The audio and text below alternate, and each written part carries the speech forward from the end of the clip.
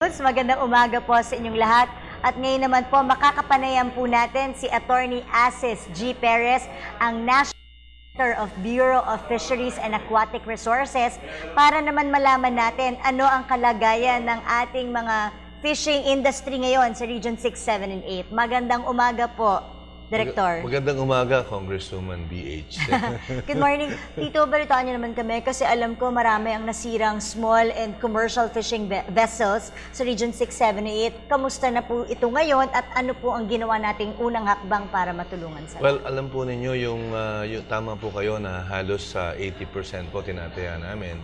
Sa lahat po ng mga bangka natin ngayon na ginagamit, both in the commercial fishing sector, particularly yung mga municipal fishing sector po yung nasira.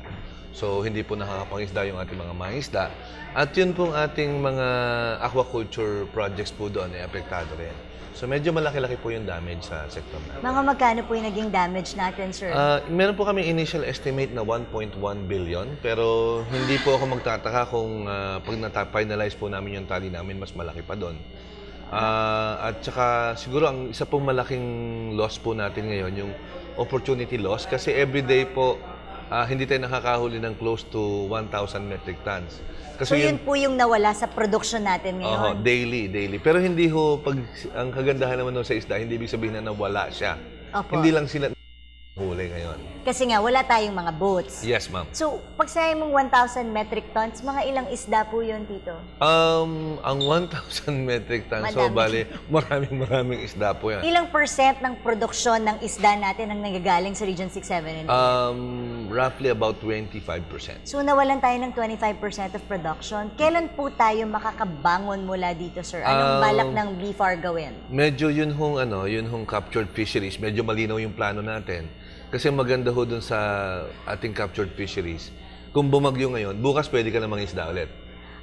So Kasi, walang namatay sa mga isda natin? Halos wala po namamatay dyan kasi pupunta ho yan sa ilalim. So yun po pala yung good news. Wala tayong nawalang isda. Opo. At yun po namang nakalagay dun sa mga fish cages, kung nasira po yung fish cages, makakawala po yung isda pero hindi po siya mamamatay. So, ang kailangan lang po nating bigyan ng pagkakataon yung ating mga mangisda na makapanghuli ulit, makabalik sa trabaho. So, anong balak pong gawin ng BFAR dito? Meron na po tayong nakalaan ngayon. Actually, in transit po yung ating 1,300 new engines. Naka-transit. Actually, meron na po kami na-distribute ng mga 100. Kasi meron pong mga, okay pa po yung bangka, pero nasira po yung engine, pinapalitan po yung engine. Tapos in transit din po yung ating 4,000 new nets.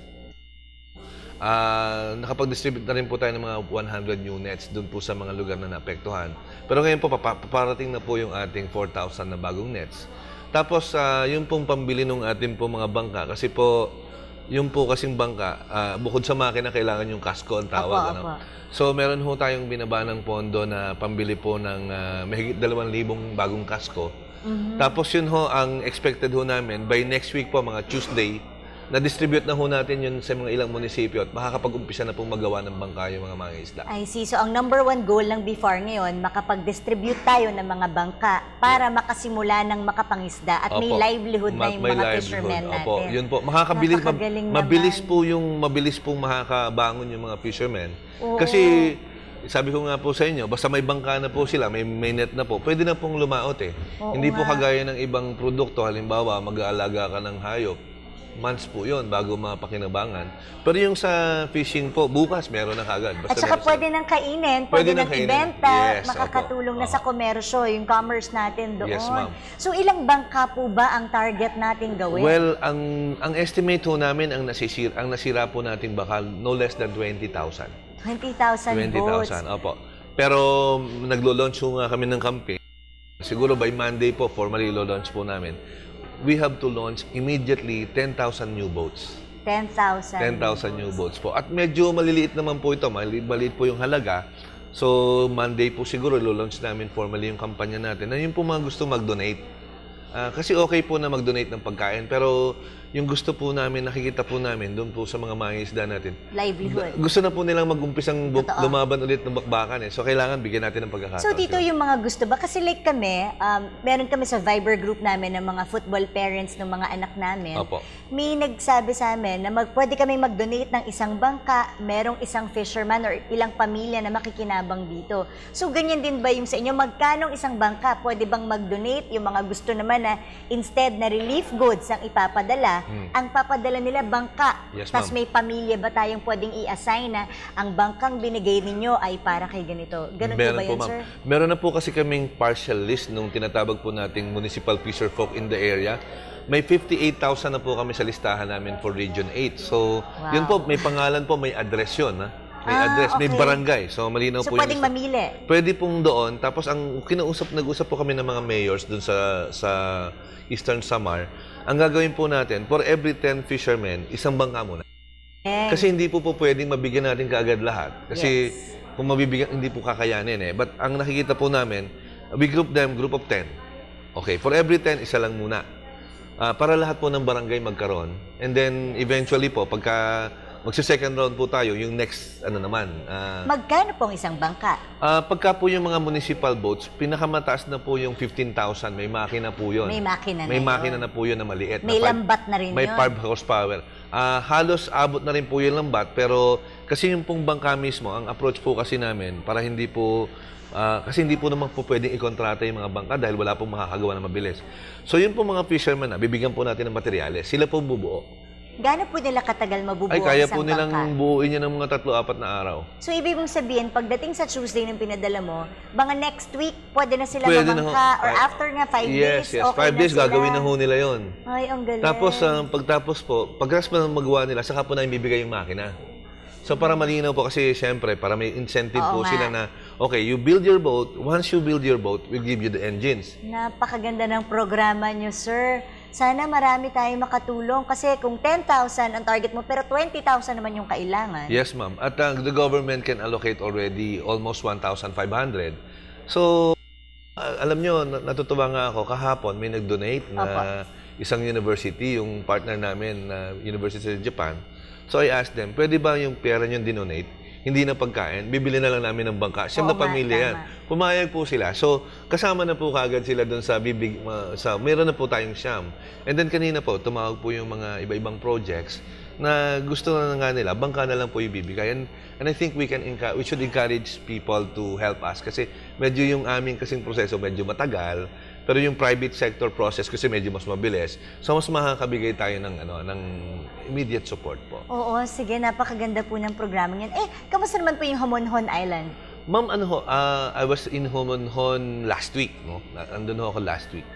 At ang nakakatuwa doon, pagbaba ko doon sa lugar, nakita ko talaga na mahusay yung mga LGUs doon sa Eastern Samar. Kasi yun yung mga tao, pagdating namin, may pagkain sila. And what I learned was, they preposition the goods the day before. In other words, lahat nung tatamaan ho ng Yolanda, binigyan na nila ng relief goods the day before.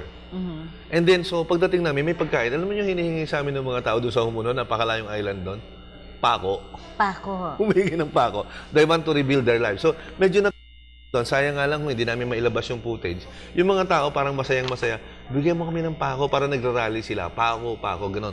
Kasi ang nakita ko doon, and nabuhayin ako ng loob doon. Kasi yung mga tao hindi malungkot, they are fighting, and all we need to do is to provide them with the tools. You know, Filipinos are really strong. Yeah. Totoo ako, naniniwala talaga ako dyan. Ilang beses na nating nakita yon. Pero kung nakita nyo, marami na rin kayong tuyo na napadala. Opo, ang barko po natin, yung pong lahat ng regions po kasi sa Mindanao, ng DA at saka ng BIPAR at saka even ARMM po, nag-contribute po lahat. Galing naman. So, alam nyo ma'am, yung tuyo po namin nadala, 15 tons.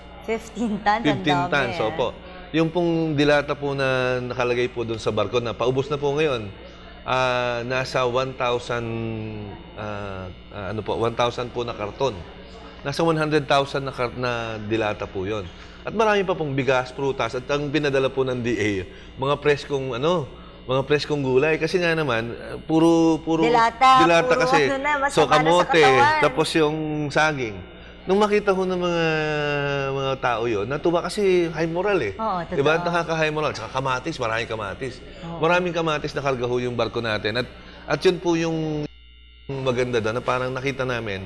Ngayon nga po, ang pinirequest po sa atin ngayon ng balik yung barko. Kasi ma'am, alam mo ang gustong ibigay ng mga taga Mindanao ngayon? 6,000 crates ng saging. Saging? Ay, malakas Saging. makabusog yung saging. Yung ha? saging po ng prutas na na para yung mga tao, Oo parang naman. fruits, di ba? Oo. So, sabi ko, kung ganito talaga yung tulong na ito, mabilis tayo makakabangon. Nako, Tito, maraming salamat po. Paano po kayo pwedeng tawagan? Baka mamaya merong gusto mag-donate ng boats para naman makatulong sa livelihood ng mga fishermen natin. Opo. Ngayon po, ang aking pong suggestion, makipag-ugnayan po sila particularly sa Mindanao, doon po sa aming mga regional offices. Regional offices. At saka sa mga DA regional offices po, nandun kami. And then yung pong personal phone ko, pwede ko pong i-dictate dito. It's 0922-810-0463. And then meron po akong email address. Sumasagot po ako sa email. Sige po, sabihan niyo po. It's perezasis@yahoo.com. Yung personal po para mas mabilis. Okay? So, again, yung number po is 0922-810-0463.